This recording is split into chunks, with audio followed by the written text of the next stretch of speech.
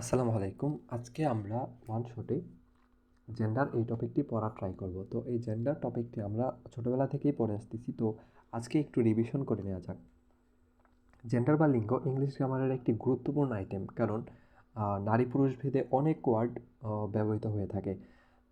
তো খুব ভালোভাবে চর্চার জন্য ওয়ার্ডগুলো কী করতে হবে, আমাদের মনে রাখতে হবে। তো চলুন আমরা দেখিনি জেন্ডার কত প্রকার। এখানে দেখতে পাচ্ছি মাস্কুলিন জেন্ডার বা পুংলিঙ্গ, ফেমিনিন জেন্ডার বা স্ত্রীলিঙ্গ, কমন জেন্ডার বা উভয় লিঙ্গ, নিউট্রাল জেন্ডার বা ক্লিবলিঙ্গ।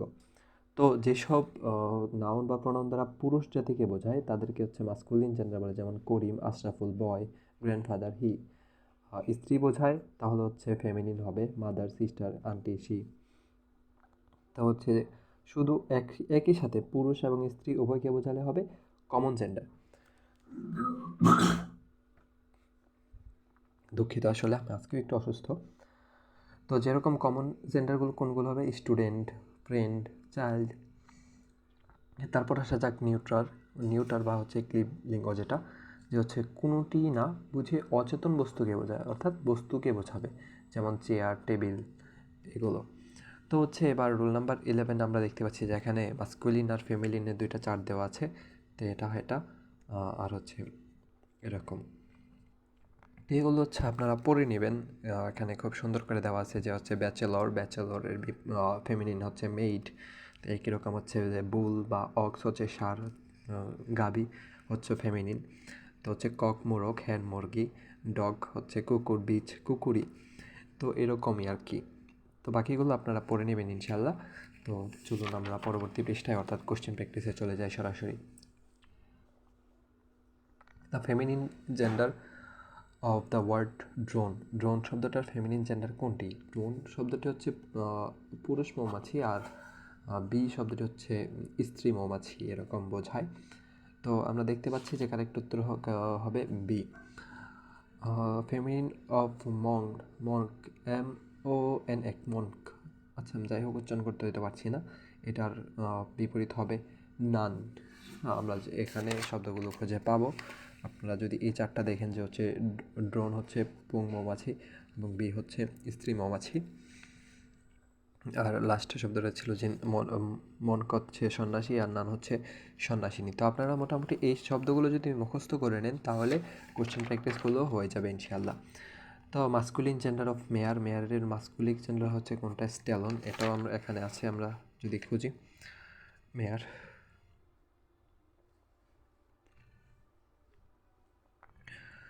মেয়ার ঘটকি, হর্স ঘোড়া। তো মেয়ারের মাস্কুলিন জেন্ডার হর্স বা স্টেলন দুইটাই হতে পারে। তো এখানে স্টেলন দেওয়া আছে, তো এখানে হর্সও হতে পারে, HOURSE, হর্স। হ্যাঁ, এখানে সুন্দর করে লেখা আছে যে হর্স বা স্টেলন, এবং মেয়ারটা ডগ, আর ফেমিনিন জেন্ডার বিচ। এটা আমরা আগেও পড়েছিলাম। The feminine gender of the word bull. তো বুলের ফেমিনিন জেন্ডার কোনটি? আমরা জানি বুল ফেমিনিন জেন্ডার কাউ। হর্সের ফেমিনিন জেন্ডার আমরা এখানেই পড়ে এসেছি মাত্রই, mare. Feminine gender of boar, BOAR, এটার ফেমিনিন জেন্ডার কী হবে? সো। আমরা যদি এখানে মেইন চার্টে আমাদের খুঁজি, BOAR বোর অর্থ শুকর, SOW সো অর্থ শুকরি। তো তারপরে রুল নাম্বার 12-এ আরও কিছু আছে যে মাস্কুলিন নাউনের সাথে ESS এই টার্মটি ব্যবহার করে। আবার খেয়াল করুন যে ESS এই প্রিফিক্সটি ইউজ করে, সাফিক্সটি ইউজ করে তাকে ফেমিনিন করা যায়। যেমন অ্যাক্টরের ফেমিনিন অ্যাক্ট্রেস, ESS যুক্ত করা হয়েছে। হান্টার বা হান্ট্রেস, মহিলা শিকারী। তা আমরা বাংলাদেশের নারীরা কিছুদিন আগে সাফ চ্যাম্পিয়ন জয়লাভ করেছে। তো বাংলাদেশ ক্রিকেটারদেরকে আমরা যদি বলি দ্য টাইগার্স, তাদেরকে বলতে হবে দ্য টাইগ্রিস। এটাও আমরা পাবো এখানে আশা করি। তো আপনারা এই এখানে, হ্যাঁ এই তো আছে, বাঘ টাইগার, টাইগ্রিস বাঘিনী। তো আমরা এই শব্দগুলো পড়ে নেব ইনশাআল্লাহ। আমি একটু স্থির করে রেখে দিই, আপনারা একটা স্ক্রিনশট নিয়ে নিন। তো চলুন এবার আমরা কোশ্চেন প্র্যাকটিসে চলে যাই। The feminine gender of the word poet. তো পয়েট কবি, আর ESS যুক্ত করে আমরা করতে পারবো যে এখানে ESS যুক্ত করা আছে, হবে কি পয়েট্রেট। অপশন বিতে ESS যুক্ত করে সঠিক উত্তরটি আমরা পেয়ে গেলাম ইনশাআল্লাহ। The masculine gender of tutors আচ্ছা, টিউটার্সের মাস্কুলিন জেন্ডার হবে কোনটা? আচ্ছা, এটা শিক্ষিকা বোঝায়, তাহলে হবে টিউটর, শিক্ষক। তো হান্টারটা আমরা একটু আগে দেখেছিলাম, হান্টার হবে হান্ট্রেস, ই ডবল এস যুক্ত করে। তারপর হচ্ছে টাইগ্রেস, এটাও আমরা দেখেছিলাম। দুঃখিত, এটা স্পেলিংয়ে একটু সমস্যা আছে, ডবলই হবে না, একটাই হবে, আমি খেয়াল করিনি। তো এরকম ভুল কিন্তু আপনাদেরও হতে পারে, তো হচ্ছে এটা অবশ্যই খেয়াল রাখবেন, আমাদের সবারই ভুল হতে পারে। তো সঠিক উত্তরটি হবে ই ডবল এস যুক্ত করে। তো এবার আসা যাক রুল নাম্বার 13। রুল নাম্বার 13এও জেন্ডারের বেসিক রুলগুলি আলোচনা করা হয়েছে। এখানে মূল শব্দটা চেঞ্জ করে হচ্ছে মাস্কুলিন থেকে ফেমিনিন করা হয়েছে। যেমন বেবি দুই জায়গাতেই কমন আছে, যে বয় বেবি, গার্ল বেবি। তো হচ্ছে এটাকে মূল শব্দ হচ্ছে বয়টাকে গার্ল দ্বারা রিপ্লেস করে চেঞ্জ করা হয়েছে। যেরকম গড ফাদার, এখানে গডটা স্থির রাখা হয়েছে, ফাদার মাদারটা চেঞ্জ করা হয়েছে। তো এরকম আমরা যদি দু একটা প্রশ্ন প্র্যাকটিস করে নিই, which of the correct masculine gender of she ass. তো এটার মাস্কুলিন জেন্ডার কোনটা হবে? মাস্কুলিন জেন্ডার হবে যে জ্যাক অ্যাস। এটা হচ্ছে আমরা এখানে এগুলো একটু পড়ে নেব ইনশাল্লাহ, এগুলো ইম্পর্টেন্ট। যে প্রশ্নের ব্যাখ্যাগুলোতে যেগুলো থাকে এগুলোই মূলত আমরা দেখি বিগত বছরগুলোতে যে প্রশ্নগুলো এসে থাকে, একই প্যাটার্নের প্রশ্নগুলো ভার্সিটিতে আবার রিপিট হয়। তো আমরা কনসেপ্টটা অবশ্যই পড়বো, কনসেপ্টটা অবশ্যই সবসময় পড়ে নেব ডিটেলস। দেন হচ্ছে কোশ্চেনের এক্সপ্লেনেশনগুলো পড়লে কনসেপ্টটা রিভিশন হয়ে যাবে, প্লাস হচ্ছে দীর্ঘদিন মনেও থাকবে আমাদের, আশা করি ইনশাল্লাহ। তো মাস্কুলিন জেন্ডার অফ ব্রাইড শব্দটি মাস্কুলিন জেন্ডার কোনটি? ব্রাইড গ্রুম, সেই GR ব্রাইড গ্রুম শব্দটি যুক্ত করে এখানে চেঞ্জ করা হয়েছে।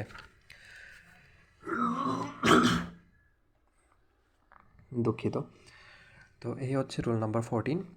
লাস্ট রুল, যে কতগুলো ইংরেজি শব্দ হচ্ছে সবসময় ফেমিনিন হয়। খেয়াল করুন যে সবসময় ফেমিনিন, যেরকম নার্স হচ্ছে সেবিকা, ভার্জিন অবিবাহিতা পবিত্র যুবতী, তো হচ্ছে ডার্ব নোংরা মেয়ে।